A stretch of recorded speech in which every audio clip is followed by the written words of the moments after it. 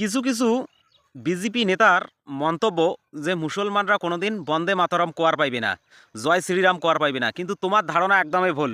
আয় দেখো চাচা আসি গেছি, আমার চাচা মোল্লা চাচা কি কয় শোনো।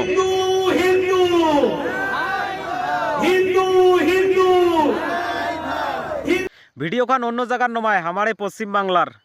তা চাচা বেশি করে ইতলেমি না হন। বিহারত কি পরিস্থিতি হয়েছে, বিহারের পরিস্থিতিটা একবার দেখেন। বেশি ঝাপাঝাপি করি যে দেখো পরিস্থিতিটা কি হয়। এই যে এবার দেখিতেছেন খুব যাচ্ছিল মিছিলের আকপাকে, আর যখন ভোট বেড়ে গেল তখন আলা দেখো কি পরিস্থিতি। মিলছে ফেসটা মিলছে। চাচা পরে ভোট কোনা বেড়াইতিয়া চাচা তোর বাড়িতে জানে আগুন না ভাঙে, টিকিয়াটা দানা সামাল দিয়ে আনে থাকিস ফের। এমার বল কোনো গ্যারান্টি নাই। 2015 সালে কল যে বলে তোমাক 15 লক্ষ কোটি টাকা দিবে, অ্যাকাউন্ট খুলি বসিয়েছি আইজো, ডেলি দিন চেক করি ওই পাইছে জিরো এলাং। তারপরে 17তে নোট বন্ধ করলে, নোট বন্ধ করিয়া কলে বিদেশ থেকে পয়সা আনি দেবো, বাইরের কালাধন। সে কালাধন কয়লা না কি এ পর্যন্ত বুঝে গেল না। মুই তো মনে করছুম যে চাচা হয়তো বোধহয় 15 লাখ পাইছি। পরে যায় চেক করি দেখো ওমার আগের নেতা মন্ত্রীর ঘরে কোনো খবর নাই।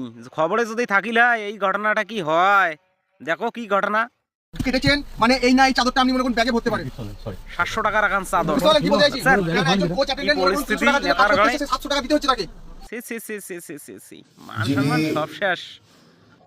আর হ্যাঁ, এই সরকারের একটা বড় পদক্ষেপ এসআইআরে বেশি সংখ্যক হেয়ারিংও দৌড়ি দিচ্ছে বর্তমান হিন্দুরা। তোমরা হয়তো দেখছেন একটা ভিডিও অফিসে 60 বছরেরও প্রায় 70-80 বছর বয়সের একটা বৃদ্ধা সেটা পর্যন্ত হেয়ারিংও ডাকাইছে।